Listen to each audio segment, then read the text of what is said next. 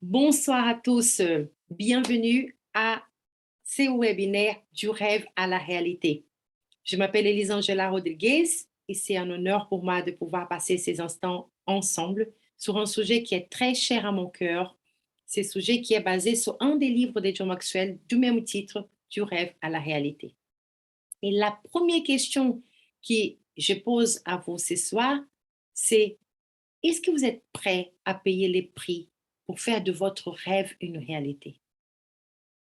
Et tout au long de cette soirée, nous allons parcourir 10 questions. Je vous ai promis, c'est basé sur ces livres également, 10 questions qui nous permettent de clarifier à comment que je peux passer de ces rêves, de cette idée qui me traverse l'esprit et permettre de donner naissance et rendre visible cette chose qui est juste imaginaire. Une phrase qui m'a beaucoup interpellée, je partage avec vous, donc qui vient de ces livres, c'est cette citation de John Maxwell: le rêve est une image du futur qui inspire et revitalise votre esprit, votre volonté et vos émotions. Il vous donne la capacité de faire tout votre possible pour le réaliser. Le rêve est une image du futur qui inspire et revitalise votre esprit, votre volonté et vos émotions. Il vous donne la capacité de faire tout votre possible pour le réaliser. Alors, quel est votre rêve? Quel est votre rêve? Quelle est cette image du futur qui m'inspire, qui revitalise mon esprit, qui me donne une volonté, qui vient toucher mes émotions et qui me rend capable, me donne des ailes pour faire de mon possible pour le réaliser?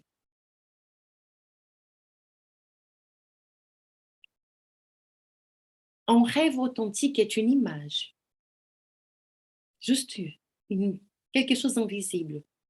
Mais notre but, c'est de le rendre visible. Alors, ça signifie qu'il y a aussi un but.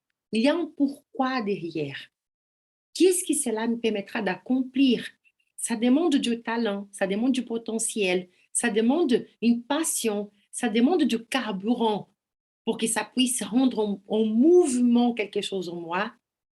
Et tout ça est à l'intérieur de chaque être humain.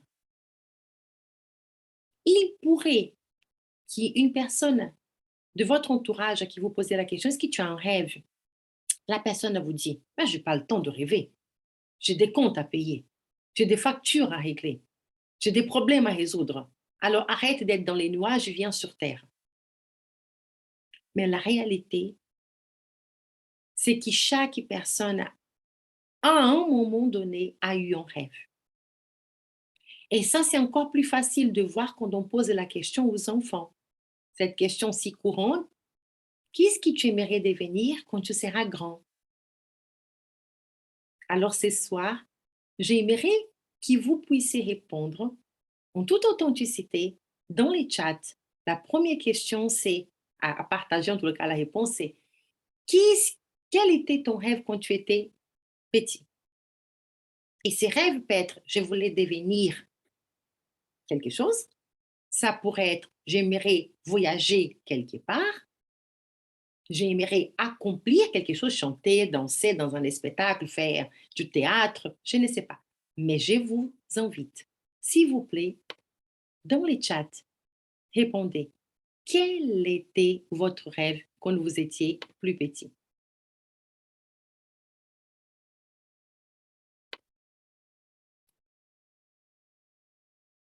J'espère que tout le monde peut encore répondre.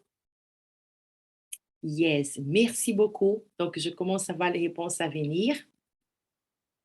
Excellent. Devenir comédienne, aller dans un conservatoire de chant et de danse, devenir une femme d'affaires, je voulais devenir médecin.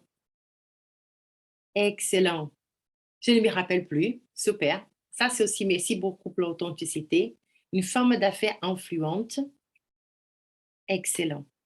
Donc, cela nous aide à aller avoir plusieurs qualifications académiques et devenir entrepreneur.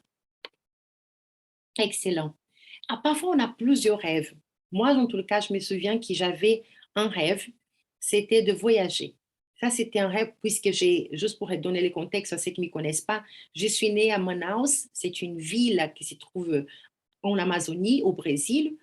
Une grande ville industrialisée. On n'est pas, elle a été une ville, on va dire, créée au milieu de cette forêt. Mais la réalité, c'est que même si c'est une grande ville, autour de nous, il y a la forêt. Autour de nous, il y a la plus grande rivière au monde. Et pour partir de là, pour aller quelque part, soit on prend l'avion, soit on prend des bateaux et on peut passer 2, 3, 4 jours pour arriver dans une autre grande ville. Donc, quand on parle de voyager, aller quelque part dans notre pays, ce n'est pas un processus simple. Mais la réalité, c'est que moi, j'avais une curiosité par d'autres cultures. Donc, ça, c'était un de mes rêves. Donc, chaque fois que je pouvais nourrir mon rêve, c'était comment? Au travers des livres, au travers des films, au travers de la télé, des images qui me parlaient de comment c'était cette vie ailleurs, en dehors de mon pays. C'était comment les gens étaient habillés, quelle langue ces personnes parlaient. Il y avait un pays, je me souviens très bien, qui m'attirait particulièrement, je ne sais pas pour quelle raison, mais c'était l'Angleterre.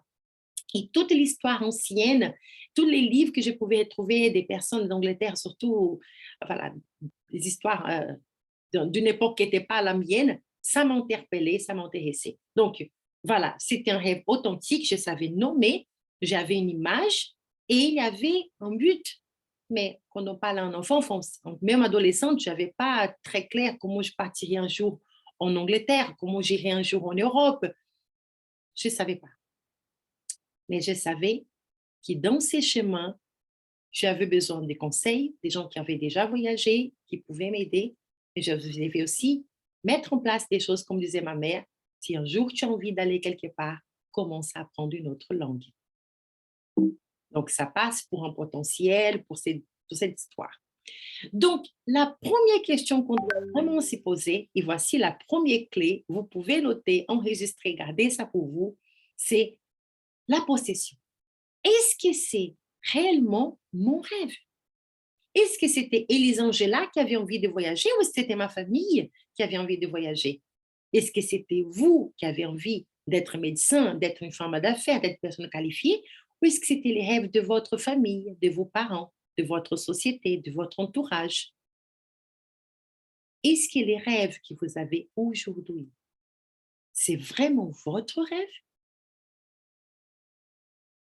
Encore plus puissant que cette question, c'est est-ce que les projets où vous êtes en train d'investir votre temps, votre énergie, vos talents, où vous venez de passer votre journée là, au travail, est-ce que ces projets, c'est votre rêve ou vous êtes en train de donner votre temps au rêve de quelqu'un d'autre? Et ça me fait penser à un couple à qui j'ai eu l'honneur de rencontrer et de coacher cet homme, ce monsieur. Il est chef d'entreprise. Et je me souviens qu'il est très proche, nous avons passé une année d'accompagnement de coaching. Et très proche de la fin, dans une séance, je lui ai proposé d'organiser des séances de jeu de leadership. Et je lui ai demandé avec qui il aimerait partager cette séance. Donc, on avait quelques personnes clés dans notre accompagnement. Et finalement, parmi ces personnes, il a dit, j'aimerais amener mon épouse à la prochaine séance. Donc, nous avons fait une séance. Jeu de leadership, c'est un des outils que nous avons au sein de l'équipe Maxwell, si vous ne les connaissez pas. Donc, nous avons eu cette séance où tous les deux ont joué, ont été d'une converse très franche. Mais dans cet échange, une chose est devenue claire. Cette femme qui l'accompagne, qui travaille au sein de cette entreprise, et ils sont conscients que c'est un projet qui lui, il tient à cœur énormément, elle, elle n'avait pas les mêmes rêves. Elle était en train de donner son énergie, son temps à ces projets, mais ce n'était pas son rêve. Et son regard parlait beaucoup plus que ses mots. Donc, on prend quelques instants pour dédier à cette femme qui sent une émotion forte à ce moment et juste pour dire, OK, il y a quel instant il y aura la place pour que toi aussi, tu puisses accomplir ton rêve. Et la réponse a été Je ne sais pas. Donc, bien sûr, on a avancé dans un but de finir l'accompagnement avec ces messieurs, mais vous pouvez imaginer, j'ai eu l'occasion d'avoir aussi par la suite un rendez-vous avec elle, puisque on ne peut pas juste susciter une émotion et la laisser comme ça. Et c'était important de lui dire, personne ne viendra te sauver, personne ne viendra défendre ton rêve, et il n'y aura pas les bons moments pour s'y lancer. C'est ta responsabilité. Et la première chose, en plus de réaliser quel est ton rêve, voici la 12e question, c'est la clarté.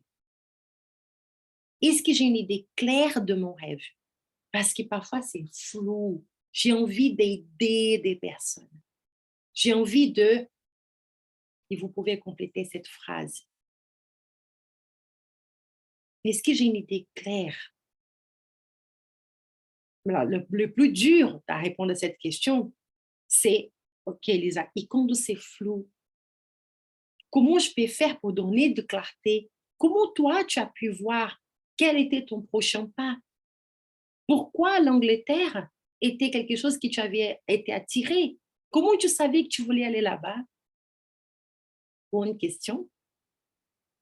La réalité, c'est que notre rêve, ce n'est pas quelque chose qu'on décide d'avoir.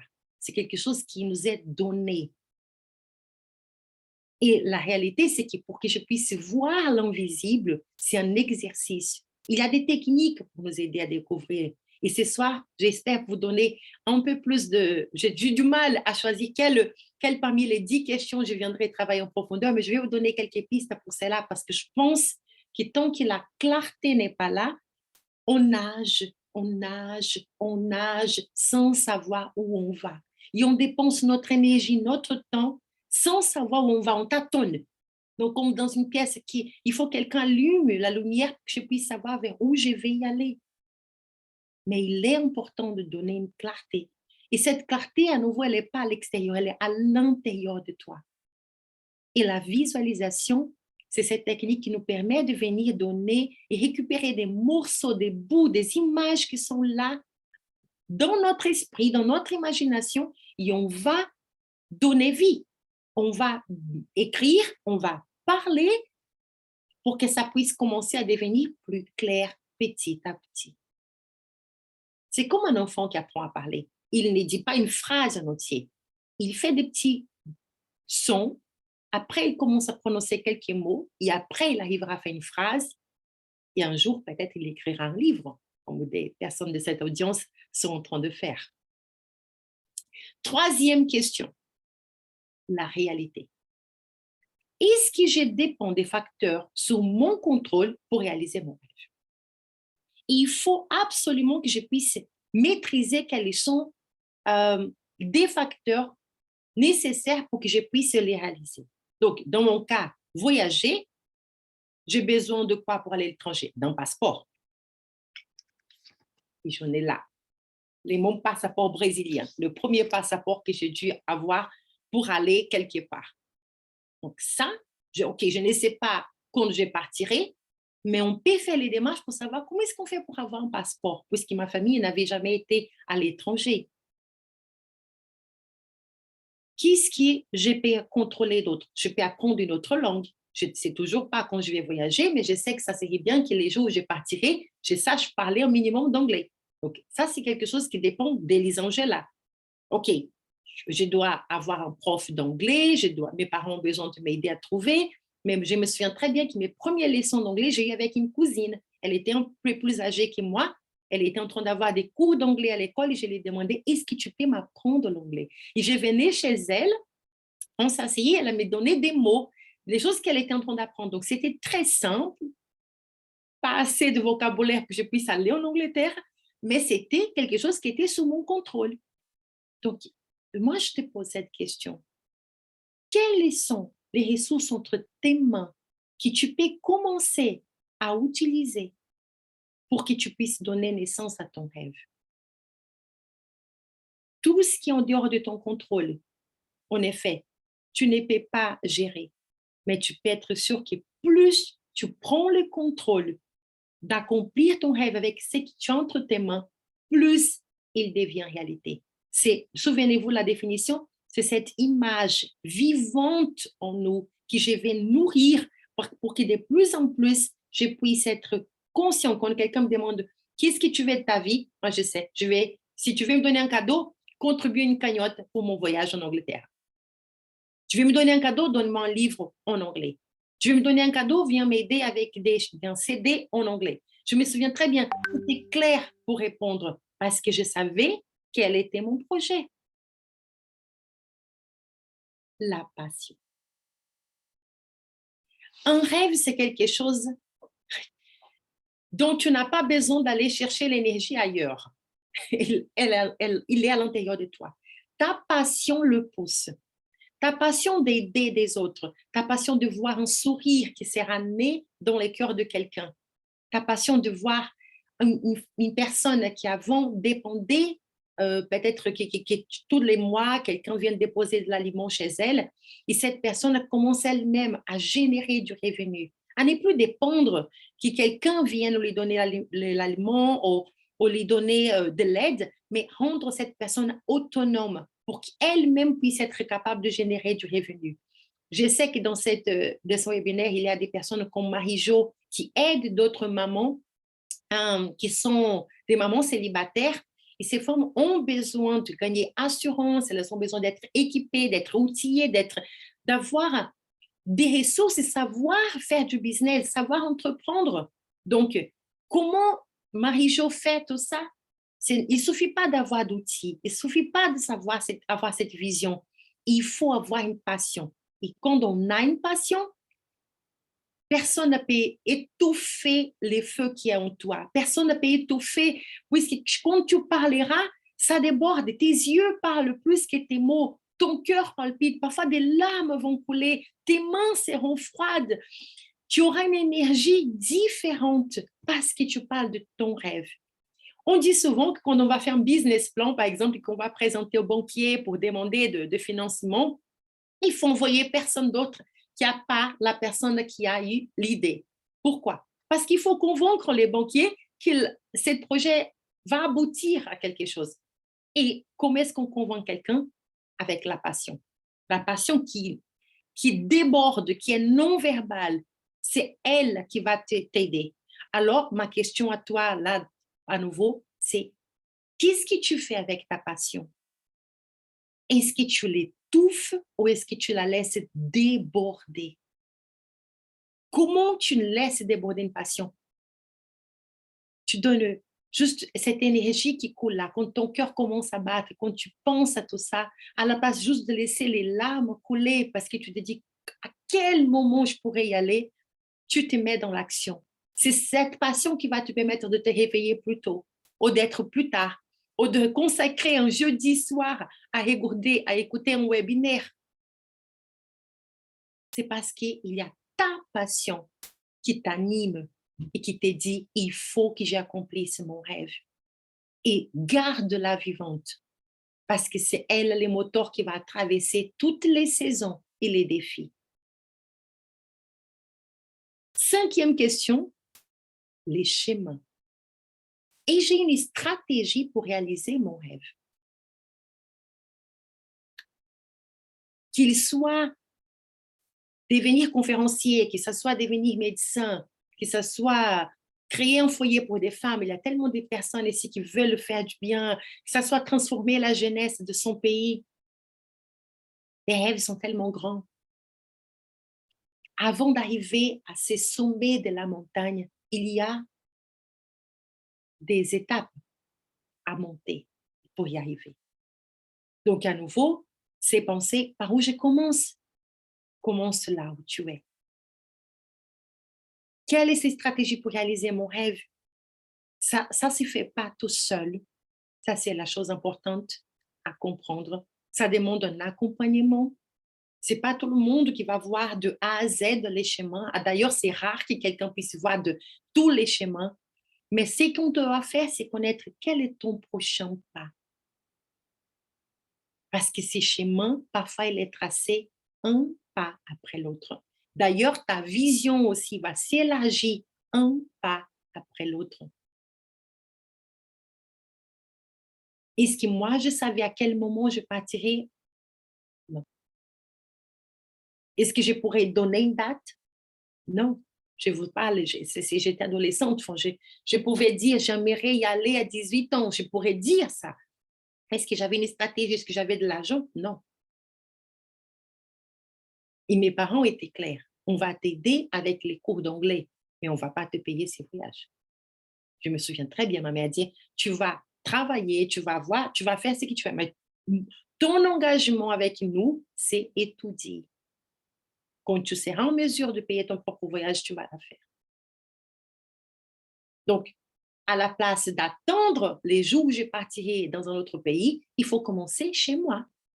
Et chaque opportunité que j'avais de partir en voyage aujourd'hui, et je vous dis à tous ceux et celles qui me regardent, c'est vraiment quelque chose que j'ai appris. Aujourd'hui, mes enfants, je les donne la liberté de voyager déjà à l'étranger alors qu'ils ne sont même pas majeurs, parce que j'ai réalisé que sans c'est chez moi, il faut aussi se donner la permission de commettre des erreurs. Donc, mon premier voyage sans mes parents, j'avais 8 ans. C'était pour aller chez une tante dans une autre ville. En voiture, oui, avec mon oncle, mais c'était ma première fois de dormir dans un autre cadre, dans une autre ville, sans mes parents.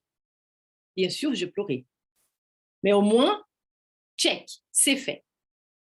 Plus tard, je commence à finalement faire un voyage d'avion. J'avais déjà 14 ans quand j'ai voyagé pour la première fois en avion.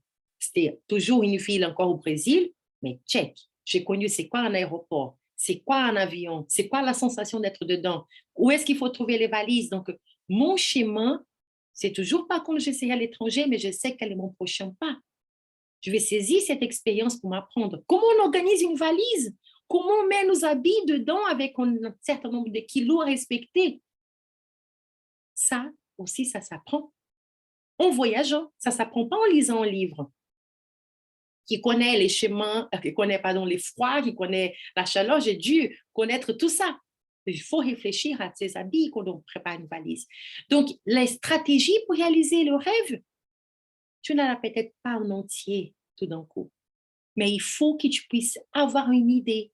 Je sais que j'ai besoin de apprendre une autre langue, avoir un passeport, prendre un avion, savoir c'est quoi l'enjeu d'un aéroport, comment on se prépare une valise, comment on s'habille quand il fait froid. Donc, je suis allée dans une ville qui faisait froid au Brésil pour savoir est-ce que je sais m'habiller. Donc, mes parents ont vraiment permis de vivre l'expérience un pas à la fois. Donc, ton chemin, peut-être que tu ne le vois pas, mais pose-toi la question, quel est mon prochain pas? Les personnes. Voici la 6e question à se poser. Suis-je entouré des personnes dont j'ai besoin pour réaliser mon rêve?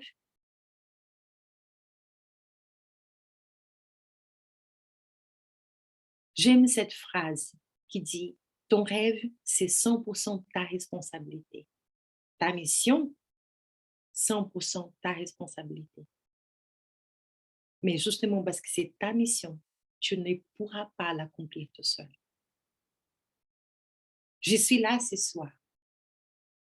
Mais même ce webinaire n'a pas été préparé tout seul. J'ai eu de l'aide. Il y a Rose Florence qui est là. Il y a Elena qui est là. Il y a des personnes, membres de l'équipe Maxwell qui sont là, qui ont invité d'autres personnes. Il y a des personnes qui ont vu ces posts, qui ont partagé, ont rediffusé à des amis. Pourquoi toutes ces personnes ont fait ça? Parce qu'il y a une chose en commun que nous avons, notre désir d'aider les autres. Nous croyons que chaque personne est née pour un but, pour une mission, qui traverse des saisons, qui se clarifie petit à petit. Et à nouveau, tu as besoin d'être entouré des personnes qui croient en toi et à ton potentiel et vont t'aider à le réaliser.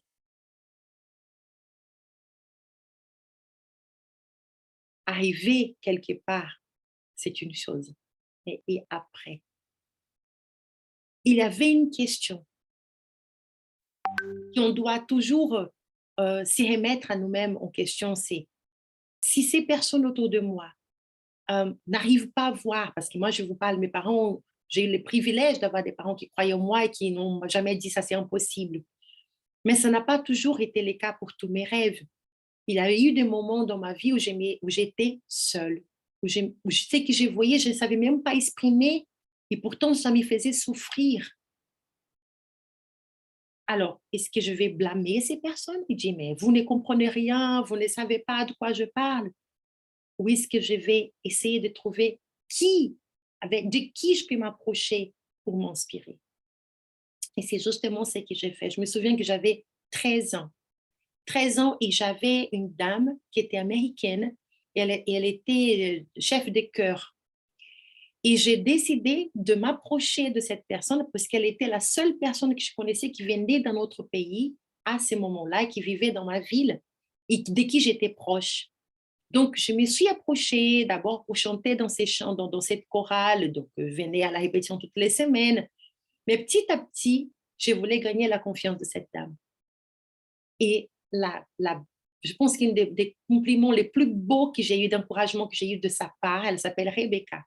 C'était les jours où elle m'a appelée et elle a dit, Elisa, est-ce que tu peux rester un peu plus à la fin de la séance? Donc, je suis restée et elle a dit, tu sais, je te vois dans ton enthousiasme, dans ton effort. Je vois les kilomètres que tu fais pour arriver ici.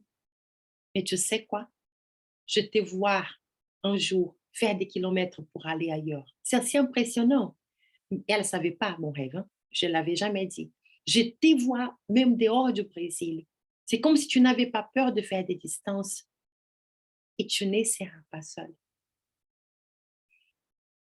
Je me souviens d'avoir rentré à la maison et de savoir même pas exprimer tout ça à ma mère, qui était la première personne que j'ai vue, mais de dire, maman, est-ce que tu connais la dame Rebecca? Est-ce que tu peux croire qu'elle a vu des choses qu'il y a que nous qui savons? Alors, certainement, elle a vu en moi des actions, mais elle a vu au-delà. Mais tout ça a commencé parce que moi, j'ai voulu m'approcher d'autres personnes. Donc, toi, je ne connais pas dans quel environnement tu es, ni si ces personnes croient en toi ou pas. Mais je peux te dire, cherche un environnement où des gens croient en toi et à ton potentiel. Et à nouveau, la raison pour laquelle cette séance est faite, ce n'est pas juste pour partager un livre, c'est ça parce que je ne savais pas quoi faire de ma soirée, mais parce que ça, c'était clé et c'est clé dans ma vie. Les personnes qui m'aident à accomplir mon rêve. Et je vais t'aider à trouver aussi un accompagnement et des personnes qui t'aident à accomplir ton rêve. Mais voici la question avec laquelle, pour moi, c'est la question qui tue, qui avorte tellement de rêves. Ou ceux qui osent traverser cette crainte, cette peur, qui vont faire les sacrifices, seront ceux qui verront la naissance de leur rêve. La question numéro 7, c'est les coûts. Moi, je l'appelle les sacrifices. Suis-je prête à payer les prix pour mon rêve? Parce que ça va te coûter tout de toi. Ça va te coûter ton argent, oui, mais ça va te coûter ton temps. Ça va te coûter de l'intention. Ça va te coûter tes relations. Ça va te coûter de faire de la place. Ça ne va pas paraître par magie. Ah, finalement, non. C'est toi qui te lèves et qui dis, je suis prête à payer les prix aujourd'hui pour payer mon rêve. Je vais me donner les moyens pour faire de ces rêves une réalité. Ça dépend de toi et de toi. D'investir dans un environnement, d'investir dans des formations, d'investir là où il faut, parce que toi, tu sais comment compléter cette phrase, c'est qu'il te manque pour faire de ces rêves une réalité. Utilise ce que tu as entre tes mains, puisque c'est celui et celle qui freine.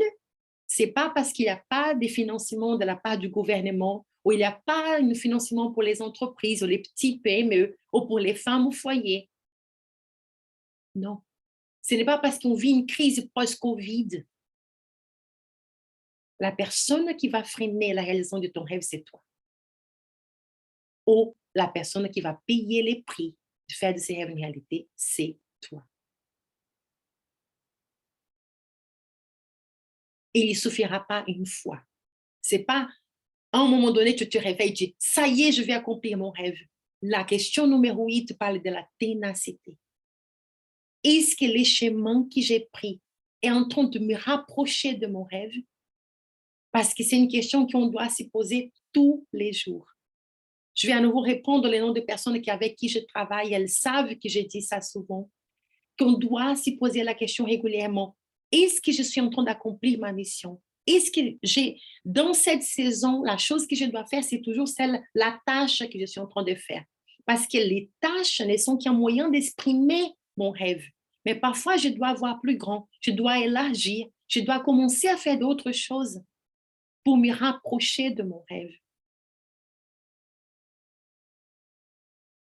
Et je peux vous dire, une des choses qui, pour moi, voilà, très tôt, même si je n'avais pas toutes ces lois qui étaient claires dans ma tête, je me souviens tous les ans, à partir du moment où on a commencé à prendre cet avion, justement, dans ma famille, tous les ans, mes parents nous amenaient en vacances quelque part au Brésil, dans une autre ville, qu'on puisse justement apprendre à voyager et connaître d'autres cultures, parce que le Brésil, c'est un continent, quoi. On voyage du nord au sud, c'est comme si on venait en Europe, tellement les climats changent, la nourriture change, les habits changent, tout ça. Mais il y a eu une année où j'avais une occasion de passer 3 semaines dans un centre de formation et j'avais été acceptée. C'était justement une formation de leadership. Et je savais que de plus en plus, je me voyais aller ailleurs et d'aider d'autres personnes. Et je voulais me former dans ces sujets qui m'attiraient déjà. Donc, quand j'ai vu les dates, ça tombait pendant les vacances où ma famille partirait. Et là, c'était mes valeurs. Là, c'était, mince, mais c'est le seul moment de l'année où on part tous, moi, mon père, ma mère, mon frère, ma soeur. Comment leur dire que ce moment est important pour moi et c'est une fois dans l'année et je suis sélectionnée. Ça demandera de faire un choix aussi financier. Mais quand on s'est assis, donc c'était pas facile parce que mes parents, ces voyages étaient vraiment quelque chose qui tenait à cœur d'avoir du temps avec leurs enfants. Mais je leur parlais de nouveau de mon rêve. Et à ce moment, ça devenait beaucoup plus clair qu'avant, que la petite fille de 8 ans ou de 13 ans. Et je savais que je voulais aider d'autres personnes. Je savais que ces rôles de leader, de plus en plus, je les prenais naturellement. Et quand on s'est assis pour parler de mon pourquoi, je me souviens du regard de mon père qui me disait, tu peux y aller. Cette année, tu ne seras pas en vacances avec nous, mais va accomplir ta mission. Et ils ont payé mon vol, ont payé cette formation. Et je suis allée pour partir 3 mois dans cet environnement. Donc oui, il y a un prix à payer. Oui, il y a des moments où il y aura des sacrifices à faire. Mais la question qui nous tient, ce n'est pas juste faire de sacrifice pour de sacrifice, ce n'est pas se lever plus tôt ou dormir plus tard. C'est est-ce que c'est que tu es en train de faire? Tes nuits, tes sommeils, ton énergie, tes repas peut-être qui sont en train de sauter. Tout ça est en train de t'approcher de ton rêve ou est en train de te faire dépenser l'argent et du temps et de ton énergie et de tes talents, mais te mettre ailleurs. Et qu'est-ce que tu vas faire pour arrêter ces gaspillages de temps, d'énergie, de l'argent sur d'autres projets qui n'est pas ton rêve? Quand tu te mettras et tu t'approcheras de ton rêve, tu verras que ton sourire viendra de tes yeux. Ta famille va sentir en toi un épanouissement parce que ne pensez pas qu'entreprendre et faire de son rêve une réalité sera facile. Il y a des gens qui disent, je vais entreprendre pour avoir plus de temps de famille. Je vais entreprendre pour avoir plus de temps avec mes enfants. Je vais entreprendre pour... Moi, je dis, soyons honnêtes. Entrepreneuriat, c'est un travail à plein temps, pire qu'être salarié.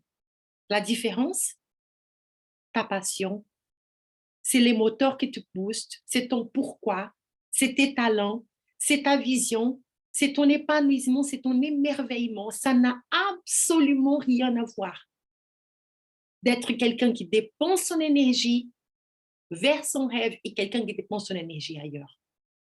Tu n'as qu'une seule vie. Chaque jour compte. Attendre 1 an, 6 mois, parce que tu auras plus d'argent, parce que il faut s'organiser, oui, il faut avoir une stratégie, oui. Mais ça commence aujourd'hui avec ta décision de ne plus passer une seule journée sans donner de ton temps, de ton énergie, une partie de toi à ces rêves et de faire de la place de plus en plus pour accomplir. Comment ça se manifeste? La question numéro 9 vient mettre les doigts là-dedans. La satisfaction. C'est la grande différence entre ceux qui disent, mais je me donne à fond dans mon projet et ça est en train d'avancer, Lisa. Génial. Mais j'ai gagné X d'argent par mois. Génial, formidable. Tu ne peux pas imaginer ma vie de salarié me donne des facilités, de l'argent, enfin, non seulement de l'argent, mais des voyages, des temps de vacances, peut-être une voiture de service. Donc, tout ça, comment je peux faire pour me débarrasser de tout ça? Donc, réponds toi-même à cette question.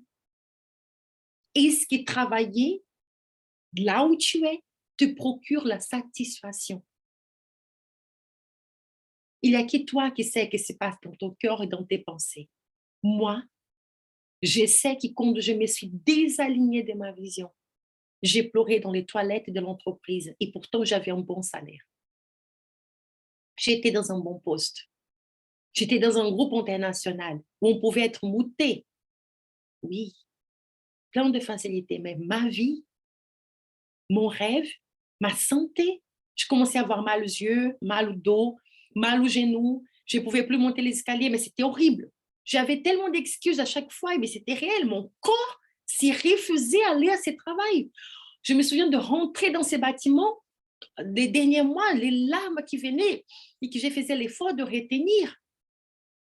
Je m'y mettais entre les machines parce qu'on était dans une entreprise du coup de télécom. Je faisais du test de validation. J'avais des serveurs d'ordinateur. J'ai rentré dans cette pièce au rez-de-chaussée. Il y avait les bruits des machines juste parfois juste pour crier, pour prier parce que ça me faisait mal. Il dit jusqu'à quand? Parce que je voulais que quelqu'un me sorte de là. Il n'y avait plus de satisfaction. Il y avait l'argent, il y avait plein de belles choses, mais pas la satisfaction. Et ma vie était en train de couler là. J'étais en train de me tuer chaque jour.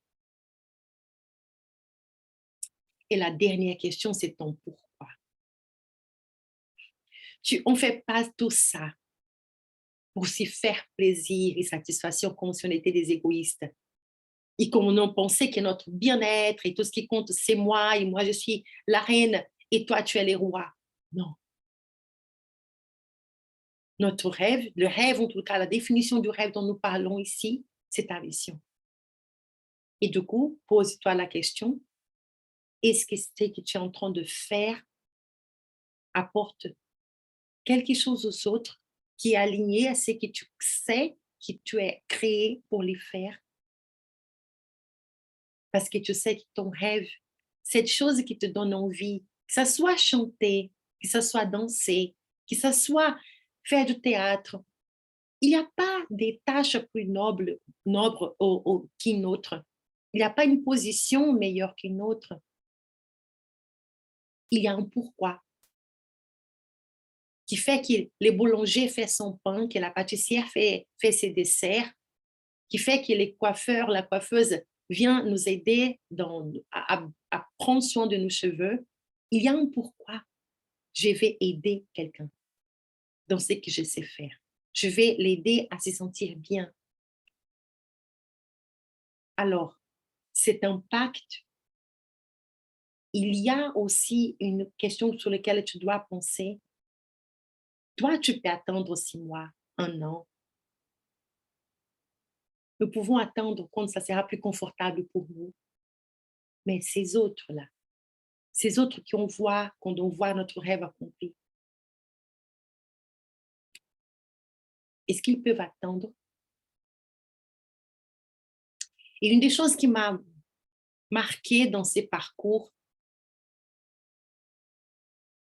de dire oui à mon rêve, de dire oui à un autre pays, de dire oui à d'autres cultures, de dire oui à apprendre d'autres langues, de dire oui à un leadership humaniste, de dire oui à il faut que je quitte cette vie de salarié et puisse accompagner d'autres personnes. Pendant les Covid, il était encore plus clair. Je ne savais pas qu'un jour on aurait un Covid. Mais je me souviens qu'à cette époque, j'étais en train de, parmi les clients, il y avait une école qui m'avait embauchée pour accompagner des étudiants. Et on faisait des rendez-vous, des groupes de 8, une école d'ingénieurs en région parisienne. On était inquiet des personnes âgées à cette époque, n'est-ce pas, de Covid. Le risque de danger d'attraper des personnes qui ont décédé. Enfin, les jeunes n'étaient pas forcément une population de risque, pas en termes de Covid. Mais émotionnellement, ces jeunes ont vécu une tristesse, une solitude, puisque quand tu es jeune, tu as envie de vivre dans ces mondes et non pas d'être coincé dans une chambre d'étudiant ou retourner à la maison de tes parents et de rester dans une chambre avec une mauvaise connexion puisque tu dois suivre des cours à distance. Pendant leur stage en entreprise, que tu penses que tu vas découvrir les mondes d'entrepreneuriat, tu vas découvrir les mondes de vie de salarié, tu vas finalement te retrouver à faire des stages à distance.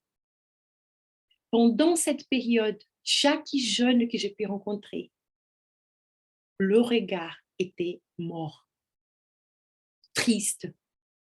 Il me disait, Madame, je n'arrive pas à bien faire mon travail. Et de l'autre côté, l'entreprise s'y plaignait de leur travail. Il dit, mais je n'arrive pas, c'est pas comme ça que j'avais imaginé. Donc, est-ce que mon rêve profite-t-il aux autres?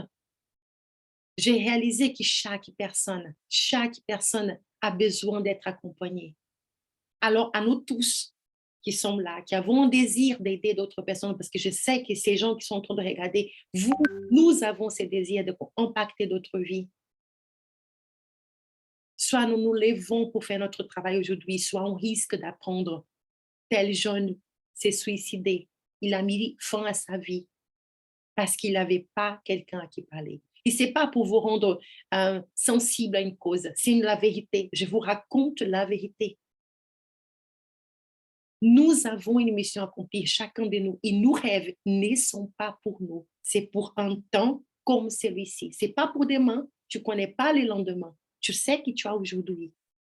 Alors, avec ces 10 questions, est-ce que c'est ton rêve?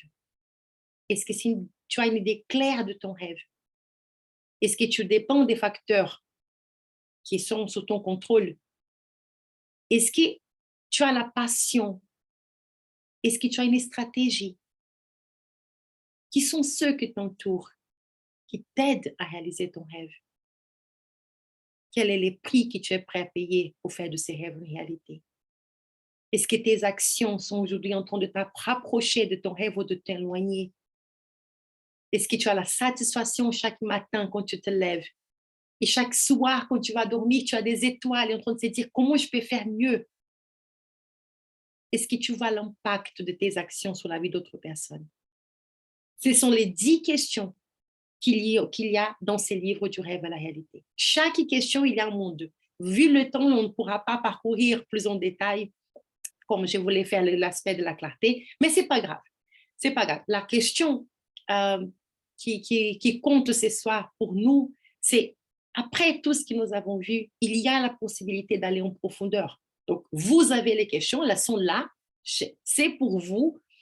Notez, réfléchissez, gardez. Si vous savez que vous avez besoin d'être accompagné pour pouvoir aller plus loin, sachez que chaque personne de l'équipe Maxwell est en mesure de le faire. Chaque membre de l'équipe Maxwell, membre de la formation, coach, conférencier, formateur, a accès à ces matériels, il peut vous accompagner. Vous pouvez vous approcher de cette personne et dire, aide-moi, je vais faire cet accompagnement qu'elle a.